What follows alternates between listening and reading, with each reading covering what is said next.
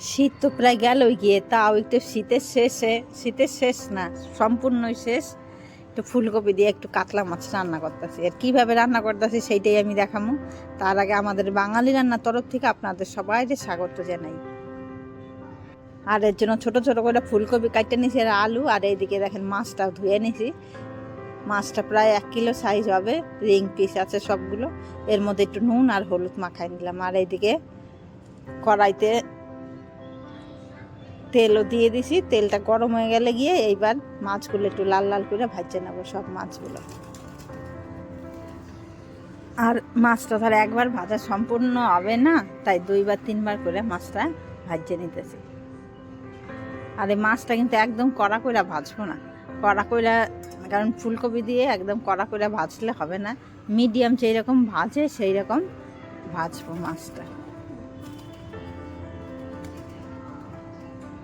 আর এইরকম সিলভারের কড়াইতে মাছ ভাজলে যদি মাছটা লাগা যায়, তাহলে তেলের মধ্যে একটুখানি হলুদ দিয়ে দিলেই কিন্তু আর মাছটা লাগে না। দেখেন যে এইরকম হবে মাছটা। এইবার তুলে নিতেছি মাছ ভাজাগুলো, আর এইভাবে সব মাছগুলোই ভাজে নিতেছি এক এক করে। আর এইদিকে ফুলকপি একটুখানি ভাপ দিয়ে নিতেছি, কারণ ফুলকপি ভাপানো ছাড়া খাওয়ানো সম্ভব না। তাই মাছ ভাজার পরে ফুলকপি একটুখানি ভাপাই নিয়েছিলাম। এরপরে এটা একটুখানি নুন আর হলুদ দিয়ে আর তেল দিয়ে ফুলকপিটা ভালো করে ভেজে নেব। এদিকে ফুলকপিও ভাজা হয়ে গেছে গিয়ে, এইদিকে আলুও ভাজা হয়ে গেছে গিয়ে। আর এদিকে কড়াইতে দিয়ে দিছি আবার তেলের মধ্যে দিয়ে দিলাম 1 চামচ জিরে ফোড়ন। জিরেটা একটুখানি লাল লাল হয়ে গেলে গিয়ে এর মধ্যে একটুখানি নুনও দিয়ে দিলাম, যেন মশলাটা না ছিটকায়। আর একটা মশলা পেস্ট করে নিছি, এটা সম্পূর্ণ পেঁয়াজ রসুন ছাড়া, তাই একটুখানি আদা আর কাঁচা লঙ্কা একটুখানি বাইটটা নিলাম, পেস্ট না, একটুখানি বাইটটাই নিলাম। এইবার এইটা মশলাটা একটুখানি ভাজা ভাজা হইলে এইবার দিয়ে দেবো এর মধ্যে ফুলকপি আর আলু, যেই ভাজাগুলো ছিল সেইগুলো দিয়ে দেবো সব। মশলাটা একটু ভাজা ভাজা হয়ে গেলে মধ্যে গুঁড়ো মশলাগুলো একবারে দিয়ে দিই। তেলের মধ্যে দিলাম প্রথমে একটুখানি চিনি, তারপরে দেব জিরার গুঁড়ো, লঙ্কার গুঁড়ো, হলুদ গুঁড়ো, নুন। আগে একটুখানি নুন দেওয়া ছিল, তাও আবার একটুখানি নুন দিলাম পরিমাণ মতন। আগে 1 চামচ দেওয়া ছিল, পরে আবার 1 চামচ দিলাম। এইবার এই মশলাগুলো যেহেতু পুইজা যাবে, এর মধ্যে কিন্তু একটুখানি জল দিতে হবে। আর গ্যাসের ফ্লেমটা কিন্তু অবশ্যই কম করে দিতে হবে, না হলে কিন্তু মশলাগুলো সব পুইজা যাবে। পুইজা গেলে তো তরকারি খাইতে একটুও ভালো লাগবে না।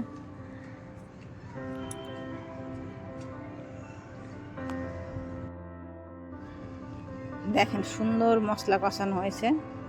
এইবার দিয়ে দেবো এক এক করে আলু ভাজা, ফুলকপি ভাজা, সব ভাজাগুলো দিয়ে দেবো এর মধ্যে। এইবার এইটা দিয়ে আবার কিন্তু ভালো করে কষাইতে হবে। আর এর মধ্যে সামান্য একটুখানি জল দিয়ে দিতেছি, নাহলে কিন্তু সব যেহেতু কড়াইতে লাগতে যেতেছে, তাই একটু জল দিয়ে ভালো করে কষাইতে হবে। আর তার আগে আর একটু যেন ঝাল হয়, এর জন্য একটুখানি লঙ্কা চাকু দিয়ে ফাইরা সেইগুলো একটুখানি দিয়ে দিলাম। এটা শেষে দিলেও হইতো, কিন্তু ঝালটা যেন আর একটু বেশি হয়, তার জন্য কষানোর সময় দিয়ে দেওয়া হলো।